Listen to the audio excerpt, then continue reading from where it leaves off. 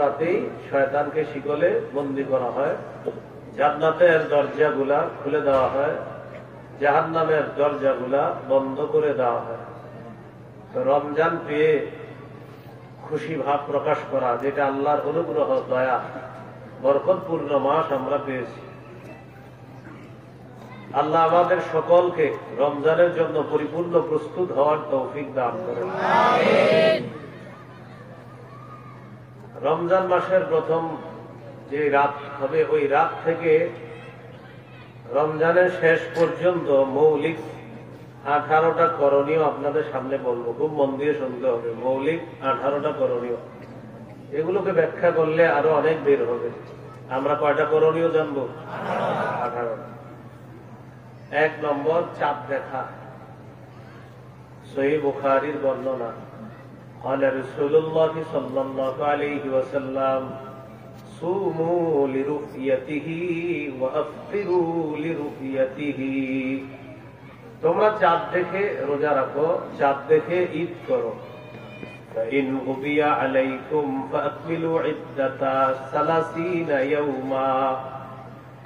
যদি আকাশ মেঘাচ্ছন্ন হয় তাহলে 30 দিন পুরা করো। চাঁদ দেখে রোজা রাখো, চাঁদ দেখে ঈদ করো। মাইকম্যান ভাই, আওয়াজ শুরুতে যেটা ছিল ওইটাই রাখে না, বাড়ায় না, আওয়াজ কিন্তু বাড়ায় না। আমার সাথে কি শত্রুতা বুঝি না, উঠলে বাড়ানো শুরু করে, বাড়ায় না। আগে যে আওয়াজ ছিল ওইটাই রাখে না, আওয়াজ বাড়ায় না। আওয়াজ বেশি হওয়া, এটা 3টা উপকারিতা কেউ যদি বলতে পারেন সামনে থেকে আওয়াজ বেশি হবে। কয়টা? 3টা। আওয়াজ বাড়ানোর 3টা উপকারিতা আমার কেউ বললেন, পাঠায়, তাহলে ইনশাল্লাহ আগামী থেকে আমি মাইক বেশি লাগানোর পক্ষে কথা বলবো। কয়টা উপকারিতা? আচ্ছা 2টা বললেন, আচ্ছা 1টা বললেন, 1টা পারবেন না।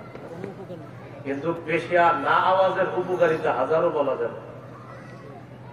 আল্লাহ আমাদেরকে বুঝার তৌফিক দান করেন। তাহলে কয়টা বললেন? 3টা।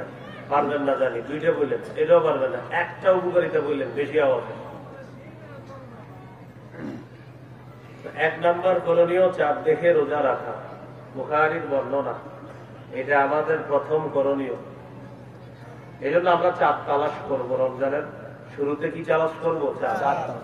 দেখা যাক না যাক, আমরা তালাশ করবো, চাঁদ তালাশ করবো। আমাদের নবী বলছেন, বাস আমরা চাঁদ তালাশ করবো, বলেন ইনশাআল্লাহ। 2 নম্বর, চাঁদ দেখে রোজা রাখা। তো যাই হোক, 2 নম্বর, চাঁদ দেখার পর একটা দোয়া করবেন।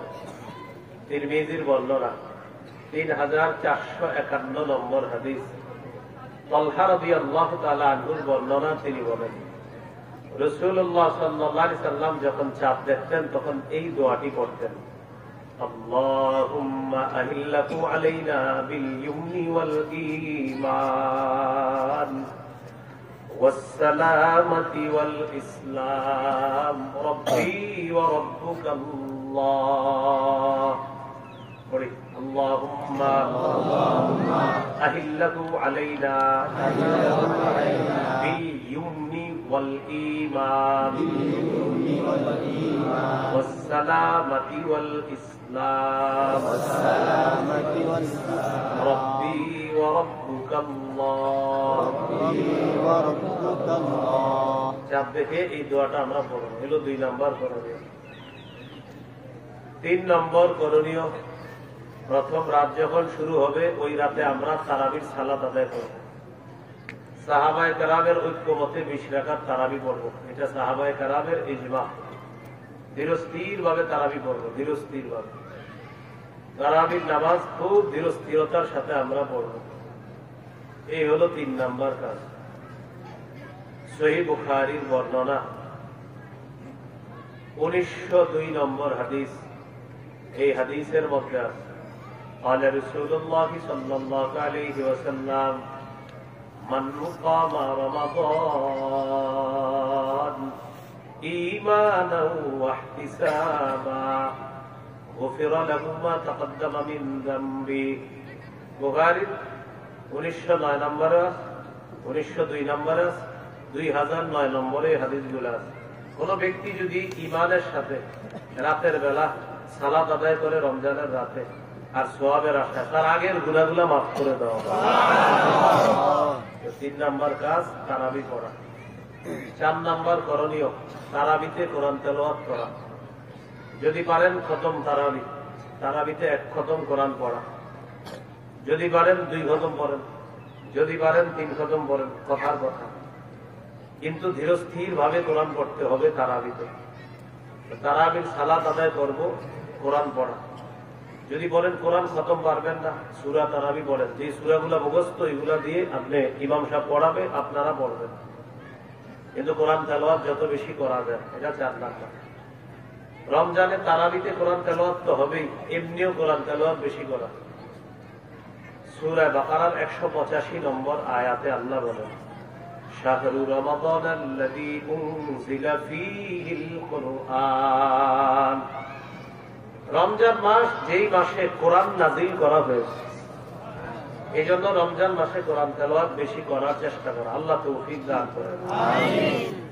কানা জিবরিল আলাইহিস সালাতু ওয়াস সালাম ইয়ালকাহু কুল্লা লাইলাতিন ফি রমাদান ইয়ারিদু আলাইহি নবী সাল্লাল্লাহু আলাইহি ওয়াসাল্লাম আল কুরআন।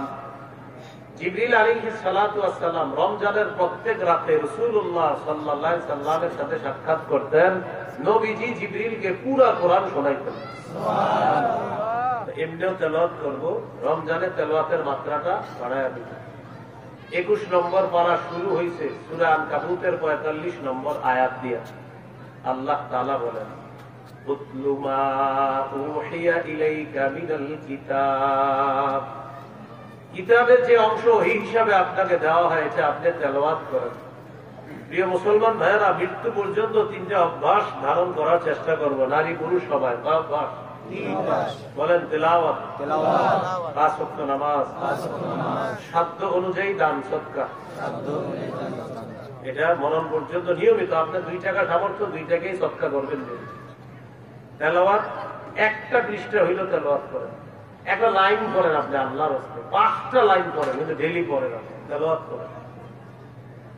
সূরা ফাতিরের 29-30 নম্বর আয়াত, 22 পারা 16 নম্বর পৃষ্ঠার শেষ, 17 নম্বর পৃষ্ঠার শুরু। আল্লাহ তাআলা বলেন, ইন্নাল্লাযীনা ইয়াতলুনা কিতাবাল্লাহ, নিশ্চয়ই যারা আল্লাহর কিতাব তেলাওয়াত করবে, ওয়া আকামুস সালাহ, যারা নামাজ কায়েম করে, ওয়া আনফাকু মিম্মা রাযাকনাহুম সিররাও ওয়া আলানিয়া, যারা আমার দেয়া রিজিক থেকে গোপনে প্রকাশ্যে দান করে, ইয়ারজুনা তিজারাতাল লান তাবুর, যারা নিয়মিত 3টি কাজ করবে, কোরআন তেলাওয়াত, 5 ওয়াক্ত নামাজ, সামর্থ্য অনুযায়ী দান সদকা করবে, তারা এমন ব্যবসার আশা করে যে ব্যবসায় কোনো লস নাই, লাভ আর লাভ।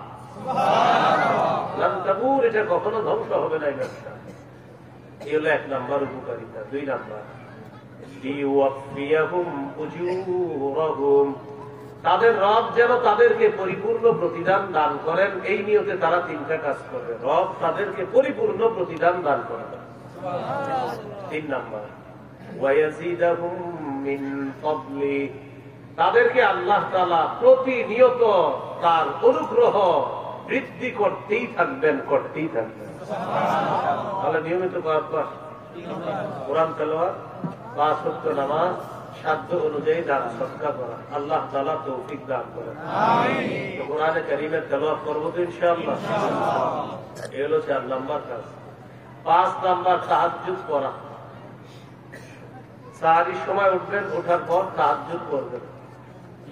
তিরমিজির হাদিস 2616 নম্বর হাদিস।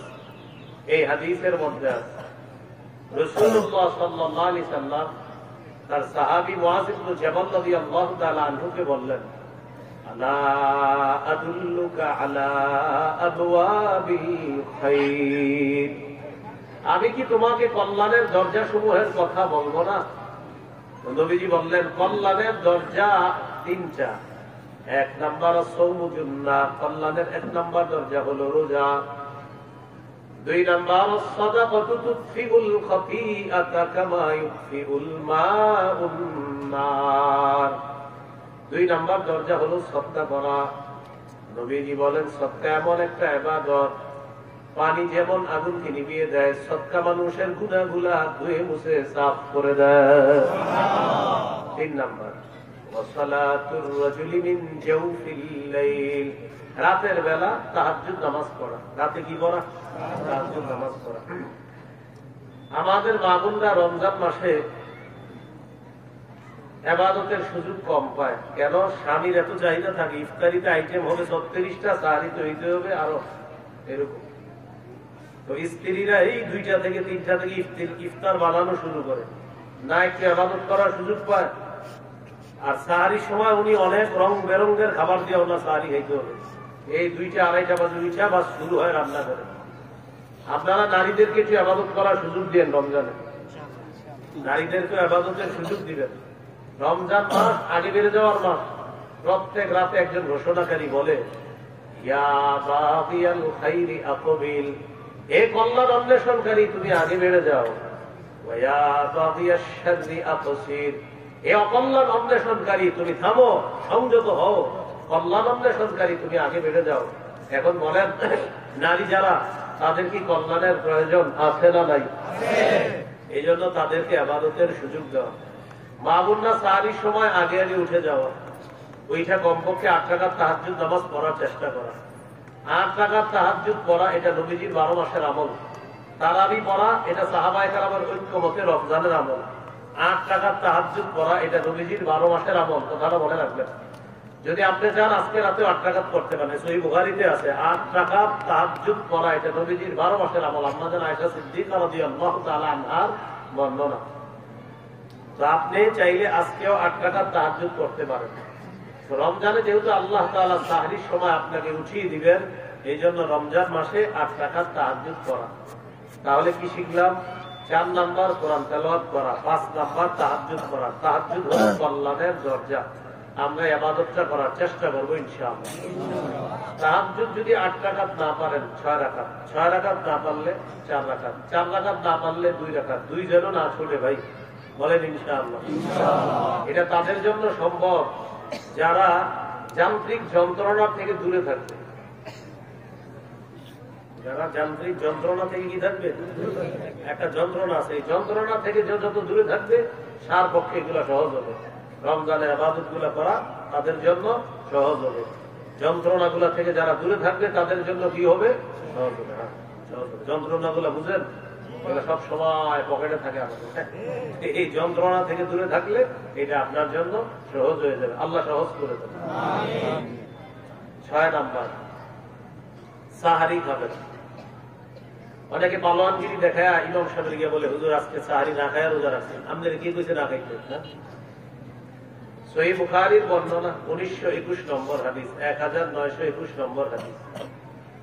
عن زيد بن ثابت رضي الله تعالى عنه قال تسحرنا مع النبي صلى الله عليه وسلم। زيد بن ثابت رضي الله تعالى عنه বর্ণনা, তিনি বলেন আল্লাহ নবীর সাথে আমরা সাহরি খেয়েছি। নবী সাহরি খেয়েছে, সাহাবীরাও খেয়েছে, অতএব আমরাও খাবো। সহিহ বুখারীর বর্ণনা 1923 নম্বর হাদিস, 1923।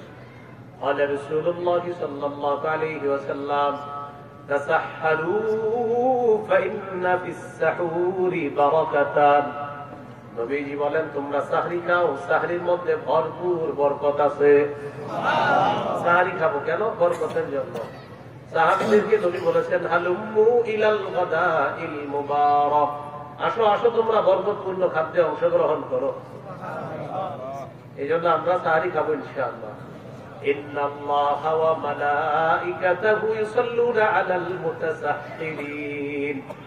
যারা সাহরি খায় তাদের উপর আল্লাহ তাআলা রহমত নাযিল করেন, আর ফেরেশতারা বলে আল্লাহ যে সাহরি খায় তাকে মাফ করেন, তাকে মাফ করেন, তাকে মাফ করেন। না, এই জন্য আপনি না খায়া বলবেন যে হুজুর আমি না খাইছি, না খায়া দেখেন আমি দেখাই দিচ্ছি রোজা করে। এরকম কি করা যাবে? করবো না। আমরা সাহরি খাবো। সাহরিতে খেজুর খাবেন, প্রতিদিন খেজুর খাবেন। قال رسول الله صلى الله عليه وسلم نعم سحور المؤمن التمر। নবীজি বলেন সাহরিতে খেজুর খাওয়া এটা মুমিনের জন্য কতই না উত্তম খাদ্য। এমনি তো আপনি ইলিশ মাছ, মুরগি, গরুর গোশত যা খাওয়ার খানি, সমস্যা নেই। সাথে খেজুর খাবেন। কেন খাবেন? আমার নবী বলেছেন, তাই আমরা খাবো। বলেন ইনশাআল্লাহ। খেজুর শুধু যে সাহারির সময় খাবেন এমন না, 12 মাস খেজুর খাওয়ার চেষ্টা করবেন। এই আগামীকাল সকালেও খাবেন।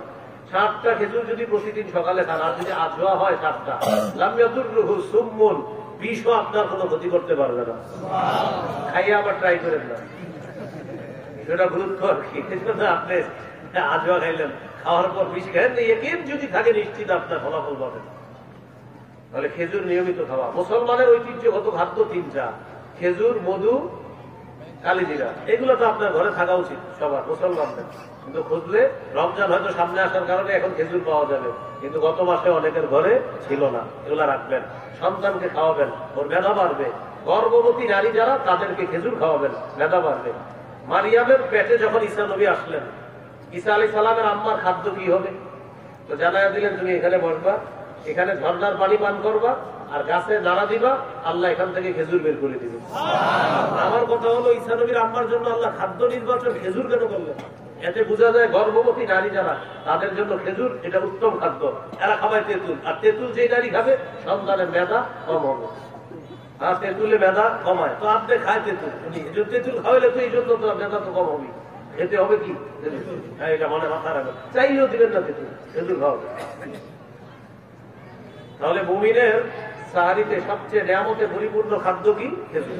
আমরা খেজুর খাবো ইনশাআল্লাহ। একদম স্ত্রীকে বলে দিবেন যে 2 ভাগ হবে খেজুর, একটা ইফতারের সময় আর একটা হলো সাহারির সময়। অবশ্যই এই আমলটা আমরা করবো, আল্লাহ তৌফিক দান করেন।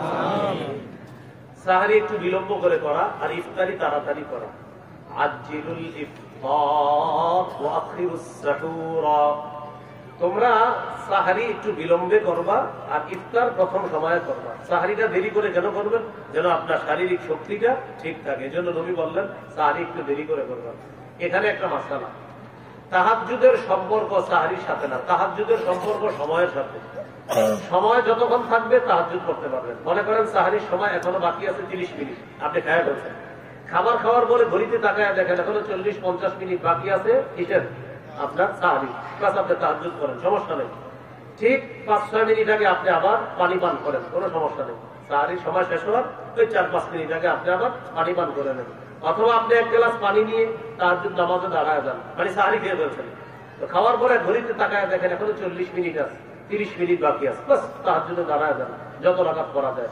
30 মিনিটে আশা করি যারা ছোট সূরা দিয়ে পড়েন, আলাম তারা এই সূরাগুলা দিয়ে, আপনি 30 মিনিটে 6 রাকাত, 4 রাকাত বা 8 রাকাত পড়তে পারবেন। 40 মিনিট যদি হয় সুন্দরভাবে আপনি পড়তে পারবেন। আর মূল ইয়াসিন এই সূরাগুলা যারা পারেন, এগুলাতে ইনশাআল্লাহ আশা করি পড়তে পারবেন। তাহলে বলেন তো, তাহাজ্জুদের সম্পর্ক কি খাদ্যের সাথে না সময়ের সাথে? সেটা আপনি তাহাজ্জুদটা সাহারি খাওয়ার আগে পড়তে পারবেন, আবার সাহারি খাইছেন, খাওয়ার পর দেখলেন সময় আছে, আপনি পড়তে পারবেন।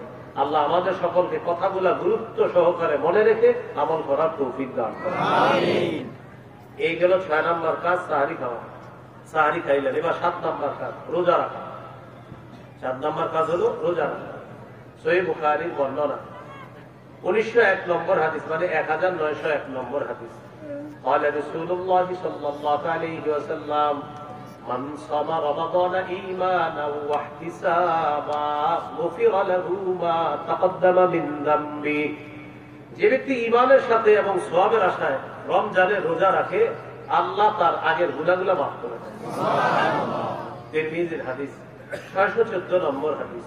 قال رسول الله صلى الله عليه وسلم الصوم جنة حصينة।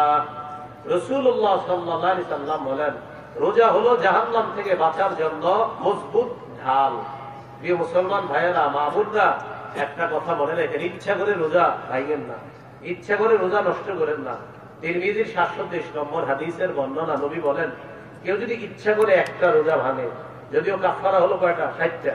তো কাফারা আদায় করার পরেও কথার কথা নবী বলেন, ও যদি একটার জন্য সারা জীবনও রোজা রাখে, ওই একটার ঘাটতি পূরণ হবে না। একটা রোজার এত দাম আল্লাহর কাছে।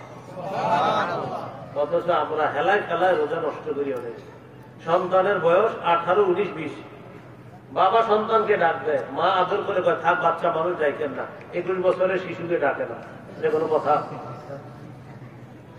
এগুলা না করা ভাই, রোজা রাখেন, আল্লাহ তৌফিক দান করেন। একজন মা আর বাবা কিভাবে বলে, আমার সন্তানের স্বাস্থ্যটা নষ্ট হবে রোজা রাখলে। চিন্তা করছেন? আর ও যে জাহান্নামের আগুনে জ্বলবে, মা বাবার এই টেনশনটা কেন হলো না? ওর স্বাস্থ্যের টেনশন হলো, কিন্তু ও যে আগুনে পুড়বে এই টেনশনটা মা বাবার কেন হলো না? মা বাবা কি আদর করে তো বলছে ও স্বাস্থ্যটা নষ্ট হবে, কি করে বলছে? এখন আপনি বলেন স্বাস্থ্য নষ্ট হওয়ার চাইতে আগুনে পুরা এটাকে আরো ভয়ঙ্কর না? মা বাবা ওরে এখানে আদর করলো না কেন? এতে বোঝা যাচ্ছে ওই মা বাবা বাস্তবিক অর্থে যদি তাকে মহব্বত করে, সে মা বাবা চেষ্টা করবে আমার সন্তান যেন আগুনে না পুড়ে। এটা আল্লাহ সূরা তাহরীমের 6 নম্বর আয়াতে বলছে, ইয়া আইয়ুহাল্লাযীনা আমানু কু আনফুসাকুম ওয়া আহলিকুম নারা। হে ঈমানদারগণ, নিজেদেরকে এবং পরিবারকে বাঁচাও, আগুন থেকে বাঁচাও, যে আগুনের জ্বালানি মানুষ এবং পাথর। ওয়াকুদুহান নাস ওয়াল হিজারা, যে আগুনের জ্বালানি মানুষ এবং পাথর। তাহলে আমরা আমাদের সন্তান যারা বালেগ বালেগা অথবা বালেগ বালেগার কাছাকাছি, মাশাআল্লাহ মেয়েরা আবার ছোটবেলা থেকে রোজা রাখে, ধৈর্যশীল হয় বেশি। দেখবেন 8-9 বছর বয়স থেকে মেয়েরা আগ্রহ করে রোজা রাখে, ছেলেরা সে অর্থে আগ্রহটা দেখায় না, এরা খালি ফাঁকি দিতে চায়। হ্যাঁ, এই জন্য যখন আপনার সন্তান 9-10 হয় তখন থেকে রাখানো শুরু করেন, মোটামুটি ভাবে কয়েকটা রাখান। আর ছোট যেগুলো আছে এগুলারে এইভাবে শিখান আপনি রোজা রাখার অভ্যাসটা। বাচ্চার বয়স 6 বছর 7 বছর, এও দেখবেন সব করে সাহারির সময় ওঠে।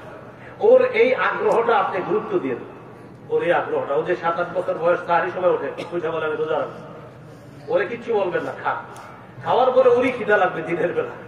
তো খিদা যখন লাগবে, ও যখন চাইবে তখন দিবেন। এর আগ পর্যন্ত বাস ওরে বুঝান যে মাশাআল্লাহ মাশাআল্লাহ তুমি অনেকক্ষণ রাখছো, এরকম এর বুঝান। ছোটবেলা থেকে সন্তানকে বুঝান যে এরকম রোজা একটা গুরুত্বপূর্ণ বিষয়, তো তুমি ছোট মানুষ তো এই জন্য তোমার জন্য একটু ছাড় আছে, এটা ওরে বুঝাতে এইভাবে আস্তে আস্তে। ওর এই অভ্যাসটা ওর থেকে যাইতে দেওয়ার চেষ্টা করবেন না, আস্তে আস্তে আপনার এই সন্তান অবশ্যই গুরুত্ব সহকারে ভবিষ্যতে রোজা রাখবে। পারবো তো ইনশাআল্লাহ? তাহলে 7 নাম্বার রোজা রাখা। 8 নাম্বার দান করা। রমজানে দানের মাত্রা আরো বাড়ায় দিবেন। এখন তো দান করেনি, রমজানে দান বেশি করবেন। সহিহ বুখারীর বর্ণনা 6 নম্বর হাদিস, কানা রাসূলুল্লাহ সাল্লাল্লাহু আলাইহি ওয়াসাল্লাম আজওয়াদান নাস। রাসূলুল্লাহ সাল্লাল্লাহু আলাইহি ওয়াসাল্লাম মানুষের মধ্যে সর্বশ্রেষ্ঠ দানশীল ছিলেন। وكان أجود ما يكون في رمضان حين يلقاه جبريل। রমজান মাসে নবী দান করার মাত্রাটা আরো বাড়িয়ে দিতেন। এই জন্য আমরা রমজানে দান করব, বেশি থেকে বেশি চেষ্টা করব দান করার। আল্লাহ তৌফিক দান করেন। সূরা মুনাফিকুনের 10 নম্বর আয়াতে আল্লাহ বলেন, وأنفقوا مما رزقناكم من قبل أن يأتي أحدكم الموت। তোমাদের কারো কাছে মৃত্যু আসার আগে আমার দেয়া রিজিক থেকে তোমরা খরচ করো, দান করো। আল্লাহ আমাদের সকলকে সদা সর্বদা দান আর রমজানে দানের মাত্রা বাড়িয়ে দেওয়ার তৌফিক দান করেন। 9 নাম্বার করণীয় নফল ইবাদত বাড়িয়ে দেওয়া। আবু দাউদের হাদিস 864 নম্বর হাদিস। এই হাদিসের মধ্যে আছে, قال رسول الله صلى الله عليه وسلم إن أول ما يحاسب الناس به يوم القيامة من أعمالهم الصلاة। নবীজি বলেন কিয়ামতের ময়দানে মানুষের আমলের মধ্যে সর্বপ্রথম হিসাব হবে নামাজের হিসাব। আমলের মধ্যে হিসাব হবে কিসের? সহজে বুঝার জন্য এইভাবে বলবো আমরা, বলেন আল্লাহর হকের মধ্যে সর্বপ্রথম নামাজের হিসাব নেওয়া হবে। বান্দার হকের মধ্যে সর্বপ্রথম রক্তের হিসাব নেওয়া হবে। হত্যা করছে একজন আরেকজনকে, এটার হিসাব নেওয়া হবে, বান্দার হকের হিসাব। আর আল্লাহর হকের হিসাব হবে নামাজের হিসাব। তাহলে দেখবেন অনেক সময় হাদিস পড়ে, অনেক সময় আমরা সাধারণ ভাইয়েরা মাশাআল্লাহ জানি হাদিসে পড়ে, আয়াতও পড়ে কোরআনে, তো হাদিস পড়ে দেখে হাদিসে আছে কিয়ামতের ময়দানে সর্বপ্রথম হিসাব হবে নামাজের, আরে আরেক হাদিসে আছে সর্বপ্রথম হিসাব হবে রক্তের। তাহলে ব্যাখ্যাটা কি হবে? নামাজের হিসাব মানি আল্লাহর হকের ক্ষেত্রে সর্বপ্রথম নামাজের হিসাব, আর রক্তের হিসাব মানি বান্দার হকের ক্ষেত্রে সর্বপ্রথম রক্তের হিসাব। মনে থাকবেন ইনশাআল্লাহ?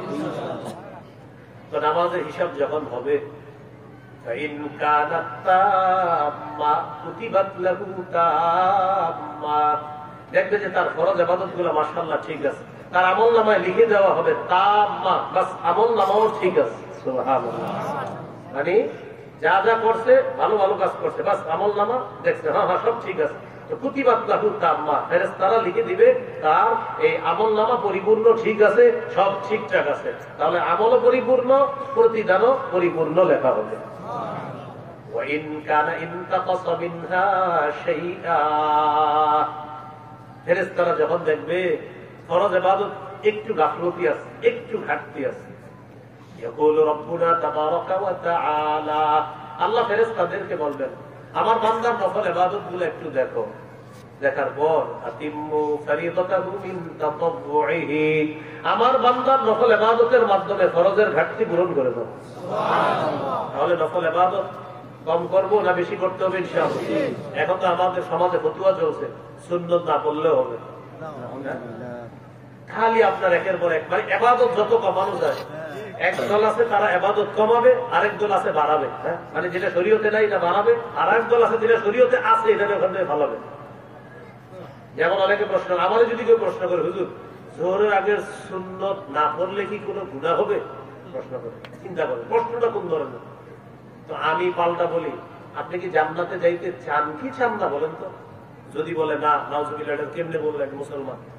তো যদি বলে হ্যাঁ, তো আমি বলি রাসূলুল্লাহ সাল্লাল্লাহু আলাইহি ওয়াসাল্লাম বলেন যে দিনে রাতে 12 রাকাত সুন্নত পড়বে ওয়াজাবাত লাহুল জান্নাত, তার জন্য জান্নাত ওয়াজিব হবে।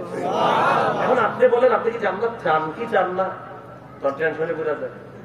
তো যদি বলেন চান তো সুন্নত পড়েন। কি বলে সুন্নত না পড়লে কি কিছু হবে? তো আমি বলি জান্নাতে যেতে চান? অবশ্যই যেতে চায়। নবী বলছে 12 রাকাত সুন্নত যে পড়বে নিয়মিত তার জন্য জান্নাত ওয়াজিব হয়ে যাবে। এখন আপনি বলেন আপনি কি জান্নাত ওয়াজিব চান কি চান না? উনি বলছে আমাকে সুন্নত পড়লে কি না পড়লে কি কোনো গুনাহ হবে কি হবে না? আমি বললাম জান্নাত চান কি চান না সেটা বলেন। সোজা হিসাব। এরকম প্রশ্ন যদি কেউ করে আপনাদেরকে বলে দিবেন নবী বলছেন 12 রাকাত সুন্নত পড়লে জান্নাত ওয়াজিব। এখন আপনি বলেন জান্নাত কি ওয়াজিব হওয়া আপনার দরকার আছে কিনা? যদি বলেন হ্যাঁ তো সুন্নত পড়েন, কারণ অন্তত সে বিপদে পড়বে। যদি বলেন না, নাউজুবিল্লাহ, এটা তো কেউ বলবে না কোনো মুসলমান, বাধ্য হয়ে কি বলবে? হ্যাঁ। আবার বলছি ওলামা হযরত আছেন, ইমাম সাহেব আছেন, আপনারা এই পেজ গুলাতে বেশি পড়বেন। আইসা বলবে হুজুর সুন্নত না পড়লে কি গুনাহ হবে? বলবেন জান্নাত ওয়াজিব হোক তোমার, এটা কি তুমি চাও? হ্যাঁ বা না বলো। তখন কোনো মুসলমান তো না বলবে না, সে কি বলবে? হ্যাঁ বলবে। তখন আপনি বলবেন নবী বলছে 12 রাকাত সুন্নত পড়লে জান্নাত ওয়াজিব। এখন তুমি বলো সুন্নতের মাধ্যমে জান্নাত ওয়াজিব হোক, এটা তুমি চাও কি চাও না? পরে তোমার উত্তর দিচ্ছি। এখন হ্যাঁ বলবে কি বলেন হুজুর আমি তো জান্নাত চাই। বলবেন মাশাআল্লাহ, তাহলে সুন্নত পড়ো, যাও পড়ো। এই জন্য ছাড়বেন না। ফরজের বাহিরে যে ইবাদত গুলো আছে এগুলা ছাড়ার কোন সুযোগ নেই। আল্লাহ আমাদেরকে বোঝার তৌফিক দান করেন। এই জন্য কিছু কিছু অংশ শিখে রাখলে অনেক মানুষ আপনার নিয়োগ করে আসবে, 3 ঘন্টা আপনার পেছানো নিয়োগ করে আসবে। এই 2-1টা জায়গা শিখে রাখবেন, 3 ঘন্টা না 30 সেকেন্ডও পেছাতে পারবে না ইনশাআল্লাহ। আল্লাহ আমাদেরকে কথাগুলা বুঝে শুনে আমরা যেন ফরজের ব্যতির বাহিরে যে সুন্নত নফল গুলা আছে এগুলো গুরুত্ব সহকারে করতে পারি, আল্লাহ তৌফিক দান করেন। তাহলে নফল ইবাদত বাড়িয়ে দিব। 9 নম্বর। 10 নম্বর নেকির কাজ বেশি করা, বাস যে কোনো নেকির কাজ বেশি করা। সূরা কাহফের 105 নম্বর আয়াতে আল্লাহ বলেন ইন্নাল্লাযীনা আমানু ওয়া আমিলুস সালিহাত কানাত লাহুম জান্নাতুল ফিরদাউসি নুজুলা। 103 থেকে শুরু হয়েছে, 103, 4, 5, 6, 7, 8, 9 অনেকগুলো আয়াত আছে। তো আল্লাহ বলে নিশ্চয়ই যারা ঈমান আনে নেক কাজ করে তাদের জন্য মেহমানখানা হিসাবে জান্নাতুল ফিরদাউস। সুবহানাল্লাহ।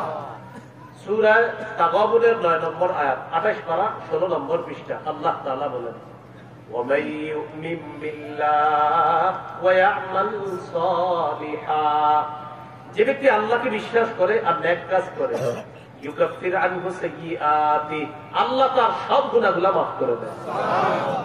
ওয়া ইউদখিলহু জান্নাতিন তাজরি মিন তাহতিহাল আনহার, আল্লাহ তাকে এমন জান্নাতে প্রবেশ করাবেন যার পাদদেশ দিয়ে তলদেশ দিয়ে ঝর্ণা ধারা প্রবাহিত হবে। সুবহানাল্লাহ। খালিদিনা ফিহা আবাদা, সেটায় তারা অনন্তকাল চিরকাল বসবাস করবে জান্নাতের মধ্যে।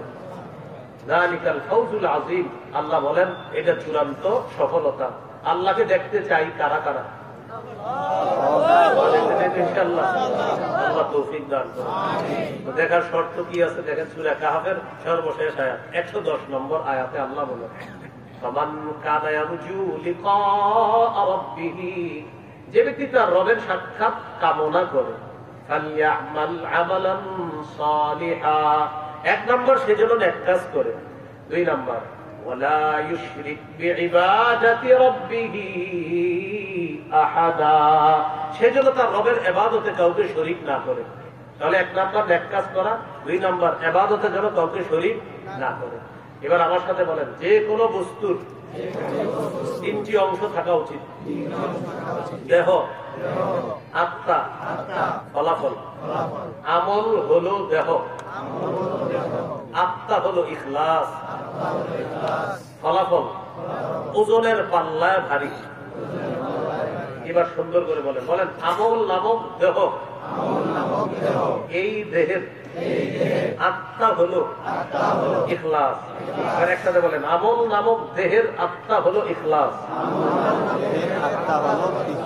ফলাফল ওই ইখলাস ওয়ালা আমল ওজনের পাল্লায় ভারী হয়ে যাবে, ফলাফল। এই জন্য ইমাম বুখারী প্রথম হাদিস আনছেন দেহ আর আত্মা সম্পর্কে, ইন্নামাল আমালু বিন্নিয়াত, আমলের প্রতিদান বিশুদ্ধ নিয়তের সাথে হবে। তো প্রথম হাদিসে দেহ আর আত্মার কথা আলোচনা আছে, আমল আর আমলের আত্মা, ইখলাস, বিশুদ্ধ নিয়ত। আর সর্বশেষ হাদিস 7563 নম্বর হাদিস, ওখানে আছে সাকিলাতান ফিল মিজান, যে ইখলাস ওয়ালা আমল যদি কম হয়, ফলাফল ওজনের পাল্লায় ভারী হয়ে যায়। প্রথম হাদিস আর শেষ হাদিস, এই ইমাম বুখারী খুব সুন্দর করে প্রথমটা আর শেষটা মিলাইলেন। তাহলে নেকের কাজ বাড়ায়া দেওয়া রমজান মাসে, আল্লাহ তৌফিক দান করেন, আমিন। 11 নম্বর, বেশি বেশি দোয়া করা। আল্লাহ তাআলা বলেন, ওয়াকালা রাব্বুকুম উদউনি আস্তাজিব লাকুম, তোমাদের রব বলেন তোমরা আমাকে ডাকো, আমি তোমাদের ডাকে সাড়া দিই। তোমরা আমাকে ডাকো, আমি তোমাদের ডাকে সাড়া দিই। 2টি দোয়া আমরা রমজানে বেশি বেশি করব, আমিও পড়ি, আমরা সবাই পড়ি। আল্লাহুম্মা ইন্নী আসআলুকাল জান্নাহ ওয়া আউযু বিকা মিনান নার। আল্লাহুম্মা ইন্নী আসআলুকাল জান্নাহ ওয়া আউযু বিকা মিনান নার। যদি আরবিটা অনেকের মুখস্থ না থাকে, বাংলায় বলবেন, হে আল্লাহ, আমি আপনার কাছে জান্নাত চাই, জাহান্নাম থেকে পানা চাই। এই 2টি দোয়া বেশি করতে পারবো তো ইনশাআল্লাহ। قال رسول الله صلى الله عليه وسلم ولله عتقاء من النار وذلك في كل ليلة। নবীজি বলেন, রমজান মাসে প্রতি রাতে অসংখ্য অগণিত জাহান্নামীকে জাহান্নাম থেকে মুক্তি দেওয়া হয়। দোয়া করবেন, আল্লাহ আমার আত্মীয় স্বজনের কেউ জাহান্নামে আছে কিনা জানি না, আল্লাহ যদি থাকে আপনি মুক্তি দিয়ে দেন, মুক্তির ব্যবস্থা করে দেন। এইভাবে দোয়া করা। তাহলে রমজানে বেশি বেশি কি করবো ভাই? 12 নম্বর, জিকির করা। 4টা জিকির বেশি বেশি করার চেষ্টা করবো। কয়টা জিকির? 4টা। قال رسول الله صلى الله عليه وسلم আহাব্বুল কালামি ইলাল্লাহি আরবা। নবীজি বলেন, আল্লাহর কাছে 4টি কথা সবচেয়ে পছন্দের। পড়ি, সুবহানাল্লাহ, আলহামদুলিল্লাহ, লা ইলাহা ইল্লাল্লাহ, আল্লাহু আকবার। বিশুদ্ধ ভাবে, বিশুদ্ধ উচ্চারণে, ধীরস্থির ভাবে, বিশুদ্ধ ভাবে, বিশুদ্ধ উচ্চারণে, ধীরস্থির ভাবে, এই 4টি জিকির আমরা করবো ইনশাআল্লাহ। অশুদ্ধ ভাবে কিভাবে? তাড়াতাড়ি কিভাবে? আপনি ধীরস্থির ভাবে, সুবহানাল্লাহ, আলহামদুলিল্লাহ, লা ইলাহা ইল্লাল্লাহ, আল্লাহু আকবার। দেখেন, রমজানে রাত্রে 1টা 2টা বাজে উঠা বিবিরও জানানো দরকার নাই, কাউকে জানায় না, একা একা উঠা বসে বসে একটু এইভাবে আস্তে আস্তে বিশুদ্ধ ভাবে জিকির করে কি মজা যে লাগবে এটা কাউকে বুঝাতে পারবে না।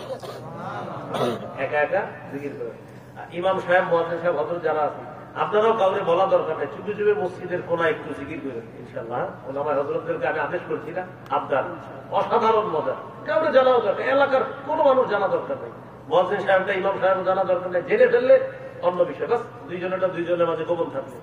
ইমাম সাহেব, মুয়াজ্জিন, খাদেম সাহেব, হাফেজ সাহেব যারা থাকবে তারা মসজিদের মধ্যে এক কোনায় বসে যাবে, রাতে কেউ নাই, এলাকাবাসী কেউ দেখতেছে না, একটা দিকে বসে বসে এক কোনায় এই আল্লাহ বান্দা আস্তে আস্তে জিকির করতেছে, অসাধারণ মজা। এটা যে করবে সে বুঝতে পারবে। তাহলে 12 নাম্বার জিকির করা, করবো তো ইনশাআল্লাহ, আল্লাহ তৌফিক দান করেন। 13 নাম্বার ইফতার করা। সারাদিনের কাজ গেল, আপনি দান করবেন, জিকির করবেন, তেলাওয়াত করবেন, এবার সারাদিন শেষ করলেন, ইফতার করবেন। 14 নাম্বার ইফতার করাবেন। 13 নাম্বার ইফতার করা, 14 নাম্বার ইফতার করানো। দেখেন, ইফতার করাবেন যাদেরকে এতিম হতে পারে, মিসকিন অসহায় মানুষ যারা, তাদেরকে করাবেন। আবার ধনী প্রতিবেশী যারা, তাদের জন্য ইফতার হাদিয়া পাঠাবেন। কেন? রোজাদারকে ইফতার করানোর সওয়াবটা এটা সবার দরকার আছে। এই জন্য প্রতিবেশী ধনী হইল বলে যে তোর ধনী প্রতিবেশী পাঠাবো না, না, পাঠাবেন। ধনী প্রতিবেশীকে ইফতার হাদিয়া পাঠাবেন, তিনিও আপনাকে পাঠাবেন, তিনি যদি মন চায় পাঠাবেন। ইফতার করানোর সওয়াব এটা আমরা বঞ্চিত হব না ইনশাআল্লাহ। 15 নাম্বার ইফতারের সময় দোয়া করা। তাহলে 13 ইফতার, 14 ইফতার করানো, 15 নাম্বার ইফতারের সময় দোয়া করা। তিরমিজির হাদিস 3598 নম্বর হাদিস। قال رسول الله صلى الله عليه وسلم ثلاثة لا ترد دعوتهم। নবীজি বলেন, 3 ব্যক্তির দোয়া ফেরত দেওয়া হয় না। الصائم حتى يفطر। রোজাদার যখন ইফতারের সময় দোয়া করে, তার দোয়া ফেরত দেওয়া হয় না। 2 নাম্বার ওয়াল ইমামুল আদিল। ন্যায়পরায়ণ পুরুষ শাসকের দোয়া। বলে পুরাটা বলেন, ন্যায়পরায়ণ এই পুরুষ শাসক, এটা 3 বার বলবেন। ন্যায়পরায়ণ পুরুষ শাসকের দোয়া। কি শাসক? ন্যায়পরায়ণ পুরুষ শাসকের দোয়া কি দেওয়া হয় না? ফেরত দেওয়া হয় না। ইফতারের সময় বলবেন, আল্লাহ আমাদের দেশে আর যেন কোনোদিনও নারী শাসক না হয়। আরেকটা দোয়া করবেন, আল্লাহ আমাদের দেশে একজন ন্যায়পরায়ণ পুরুষ শাসক দিয়ে দেন। তাহলে 1 নাম্বার রোজাদারের দোয়া ফেরত দেওয়া হয় না। 2 নাম্বার ন্যায়পরায়ণ পুরুষ শাসকের দোয়া ফেরত দেওয়া হয় না। 3 নাম্বার ওয়া দাওয়াতুল মাজলুম। মাজলুমের দোয়া ফেরত দেওয়া হয় না। তাহলে 15 নাম্বার দোয়া করা। 16 নাম্বার রমজানের শেষ দশকে ইতিকাফ করা। বাস এইভাবে রমজান কাটাবেন। এই হলো আমরা প্রথম একটা দিন বললাম 15টা। হ্যাঁ, 16 নাম্বার শেষ দশকে ইতিকাফ করবেন। 17 নাম্বার লাইলাতুল কদর তালাশ করা। দেখেন, যারা চান যে আমি সহজে লাইলাতুল কদর পেতে চাই, তাহলে আপনি ইতিকাফ করতে হবে। যদি চান যে আমি পেতেই চাই যে কোনো মূল্যে, তো ইতিকাফ করেন। সহিহ বুখারীর বর্ণনা 2030 নম্বর হাদিসের বর্ণনা। হাদিসের বর্ণনাকারী আয়েশা সিদ্দিকা রাদিয়াল্লাহু তাআলা আনহা তিনি বলেন, কান রাসূলুল্লাহ সাল্লাল্লাহু আলাইহি ওয়াসাল্লাম ইয়াতাকিফুল 10 আল-আওয়াখির ফি রমাদান। আরেক জায়গায় আছে ইয়াতাকিফু ফিল 10 আল-আওয়াখির মিন রমাদান। নবীজি রমজানের শেষ দশকে ইতিকাফ করতেন। নবীজি রমজানের শেষ দশকে ইতিকাফ করতেন। তাহলে 16 নাম্বার ইতিকাফ করা। হাফেজ সাহেব যারা, তারাবি পড়ান, আমার পার্সোনাল পরামর্শ থাকবে তো 27 দিন খতম করে চলে যান। যদি পারে না কি আর 3টা দিন ইতিকাফ আপনি করে ফেলেন, যেহেতু আপনার সুবর্ণ সুযোগ আছে। আর যারা ইমাম, অন্য মসজিদে জুমা পড়ান না, মানে আপনি যারা ইমাম এই মসজিদেই থাকেন, আপনি কিন্তু এই চান্সটা নিতে পারেন ইতিকাফে। মানে যিনি এই মসজিদ ছাড়া কোথাও যান না, আপনি শেষ দশকে ইতিকাফে বসে যেতে পারেন। এটা ইমাম সাহেব যারা, তারা কিন্তু এই কাজটা করতে পারে। আমাদের আলেমদের মধ্যে বড় বড় ওলামায়ে কেরাম যারা, মাশাআল্লাহ, তারা ইতিকাফ খুব গুরুত্ব দেয়, ইতিকাফটাকে খুব গুরুত্ব দেয়। এই জন্য এটা ইমাম ওলামা হযরত যারা আছে আমরা, মানে যারা অন্য মসজিদে জুমা না পড়ায়, মানে ওই মসজিদে জুমা পড়ায়, ইমামতি এখানে করে, বাস উনি ইতিকাফ করলেন, এখানে নামাজ পড়ালেন, তারাবি পড়ালেন, জুমা পড়ালেন। তো ইতিকাফের এই ফাজাইল গুলা আমরা কিন্তু গ্রহণ করতে পারি। 17 নাম্বার লাইলাতুল কদর তালাশ করা। 21, 23, 25, 27, 29তম রজনীতে লাইলাতুল কদর তালাশ করা। ইবনে আব্বাসের একটা বর্ণনা আছে 24তম রজনীতেও লাইলাতুল কদর তালাশ করার কথা আছে। বুখারীর বর্ণনা কত? 24, 21, 23, 24, 25, 27, 29। সূরা কদরের 3 নম্বর আয়াতে আছে লাইলাতুল কদরি খায়রুম মিন আলফি শাহর।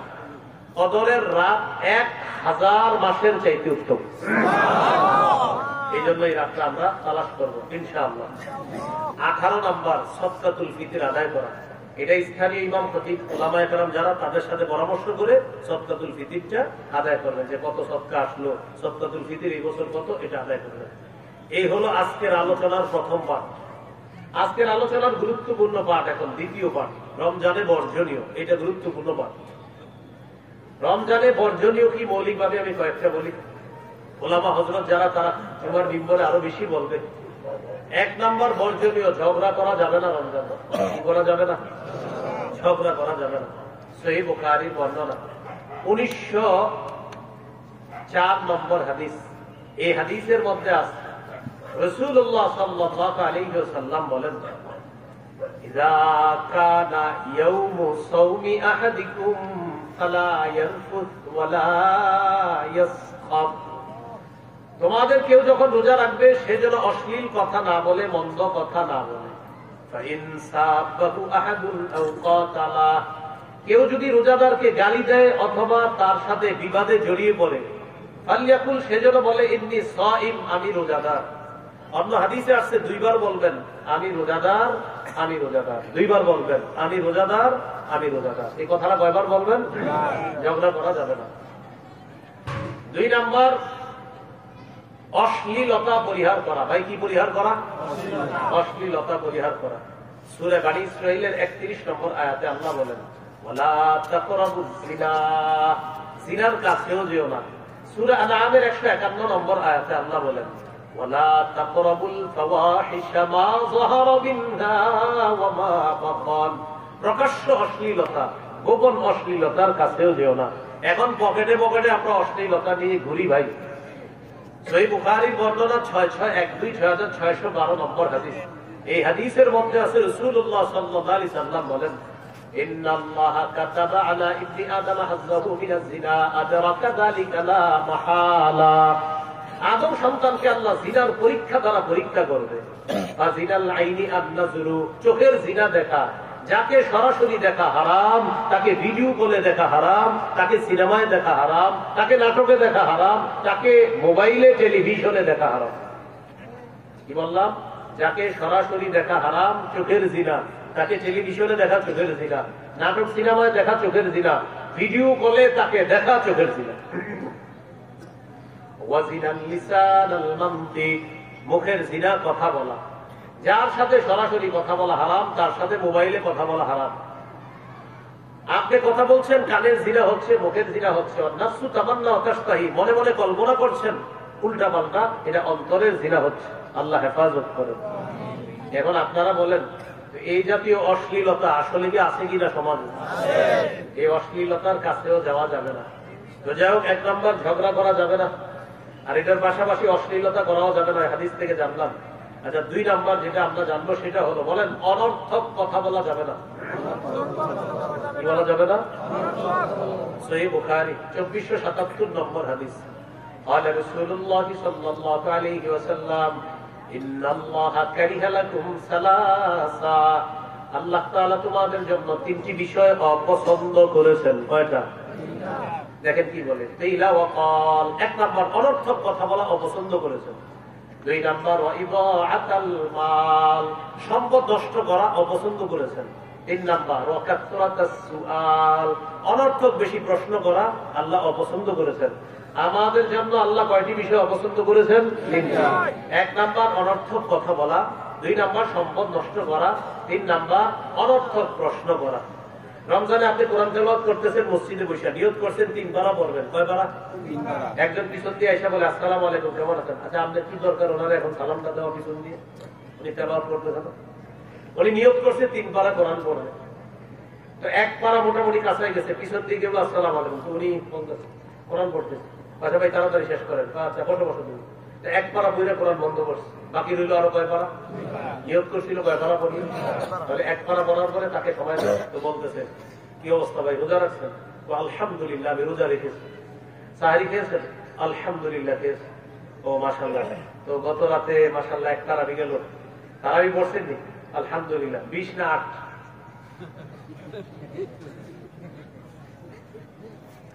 এখন আপনারা জবাব দিবেন, বলেন আমার সাথে, 20ও পড়ছি। বলেন 20ও পড়ছি, 8ও পড়ছি।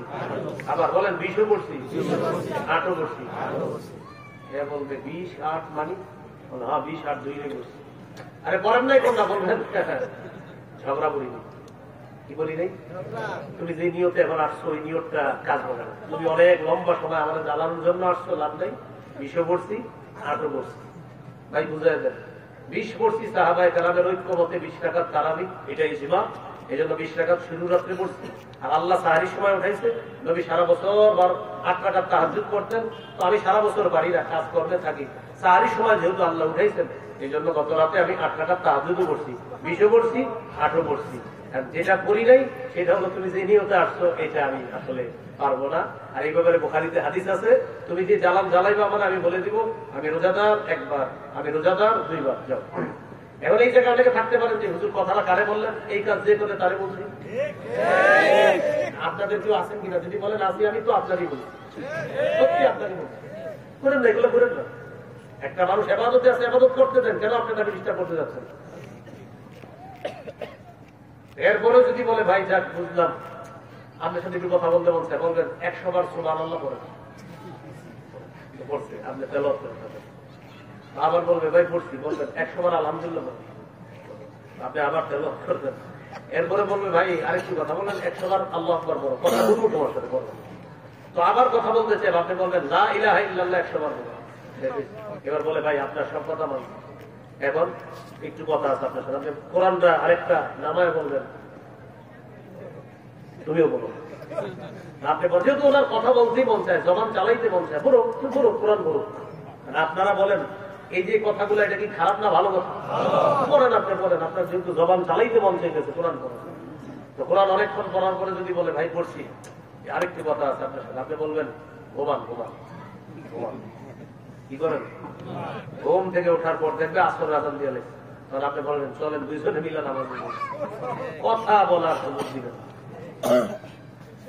তাহলে অনর্থক কথা বলা পরিহার করা, 1 নাম্বার ঝগড়া পরিহার করা, 2 নাম্বার অনর্থক কথা বলা পরিহার করা। আমি কাউকে বলছি না, আমি বলছি বাস কেউ কারো ইবাদত ডিস্টার্ব করতে যাবেন না, বুঝাইছে।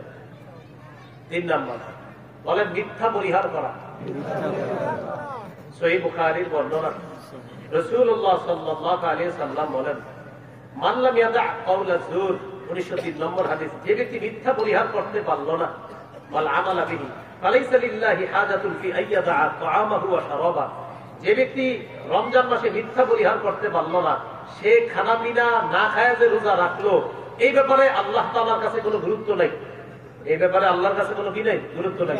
বান্দা তুমি রোজা রাখছো, জি, মিথ্যা কথাও বলো, মিথ্যাও বলে, আল্লাহর কাছে কোনো গুরুত্ব নেই আপনার রোজা। তুমি খানা খাও না, জি আল্লাহ আমি খানা খাই না, ও পান করো না, না জিহ্বা দিয়ে মিথ্যা বলো নি, মিথ্যা বলে, তো তোমার এই রোজার গুরুত্ব নেই। তাহলে কি শিখলাম? জিহ্বাকে খানা থেকে দূরে রাখবো, পানি থেকে দূরে রাখবো, মিথ্যা থেকে দূরে রাখবো। সবাই আওয়াজ দিয়ে বলেন, বলেন মিথ্যা পাপের মা, অপরাধের মা। বলেন তো সমস্ত অপরাধের আম্মার নাম কি? তো 3 নাম্বার মিথ্যা পরিহার করা। 4 নাম্বার গীবত পরিহার করা। কি পরিহার করা?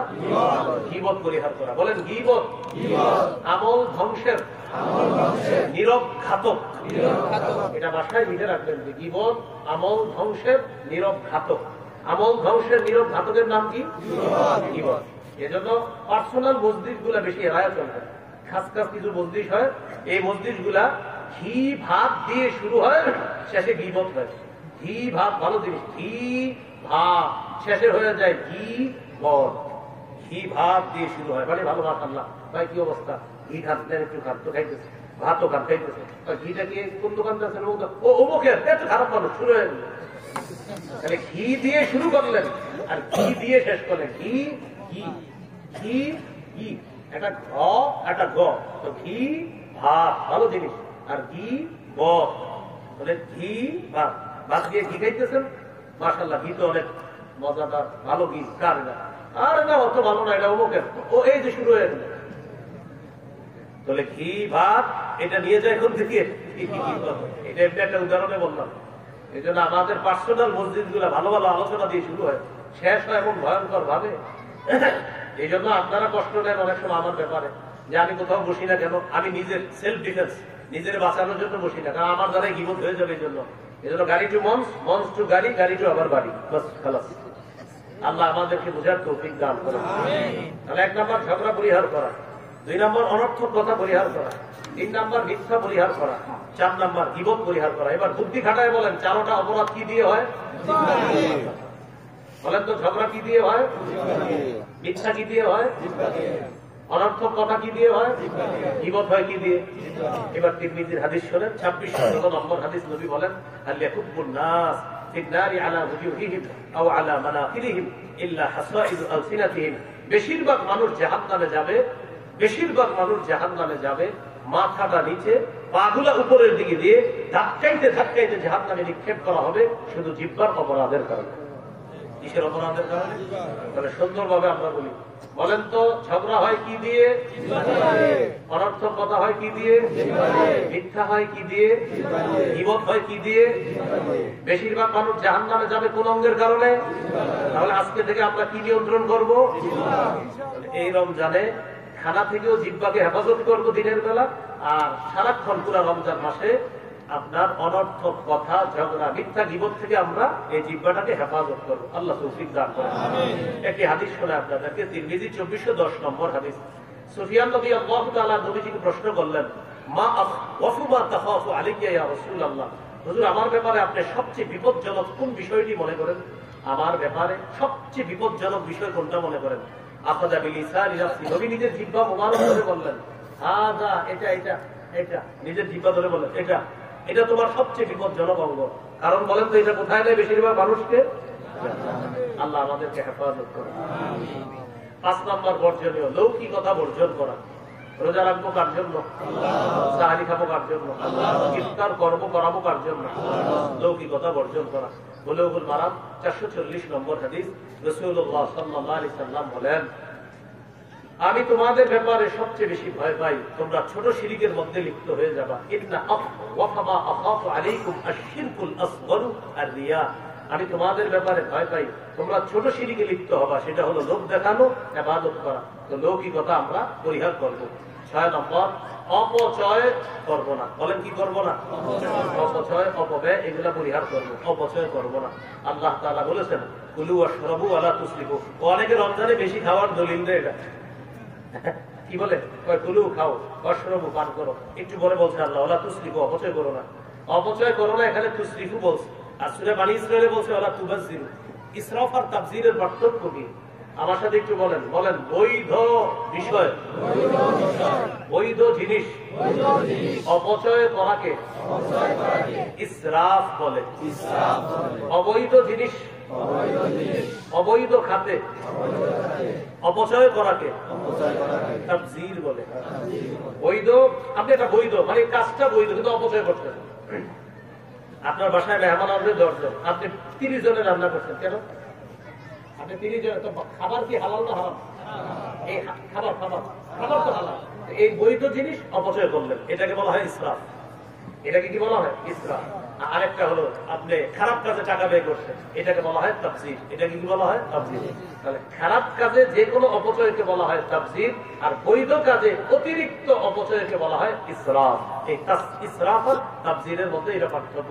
এই জন্য আল্লাহ বলছে, কুলু, খাও, খাওয়া তো ভালো জিনিস, ওয়াশরাবু, পান করো, পান করো ভালো জিনিস। পরে বলছে ওয়ালা তুসরিফু, খাইতে খাইতে মাগরিবের জামাত ধরতে পারে না। ইফতার এত পরিমাণ করে। এর গুরুত্বপূর্ণ কথা মনে আসছে। বলেন, ইফতার যেন আমাদের মাগরিবের জামাত ছুটে যাওয়ার কারণ না হয়। মনে থাকবেন ইনশাআল্লাহ। আল্লাহর এক বিধান পালন করতে গিয়ে আরেক বিধানে যেন শিথিলতা না আসে। ইফতার করলেন, ইফতার করার পর আপনি মাগরিব একদিনও জামাতে পান না, এটা কোনো কথা হলো না। ইফতারও করবেন, মাগরিবও জামাতে পড়বেন। এই হলো 6টা বর্জনীয় বললাম। 18টা করণীয়, 6টা বর্জনীয়। মৌলিক কথা। 18 আর 6 হলো কয়টা? 24টা। আল্লাহ আমাদের সকলকে করণীয় গুলো করা, বর্জনীয় গুলো বর্জন করার তৌফিক দান করেন। সুবহানাল্লাহি ওয়া বিহামদিহি।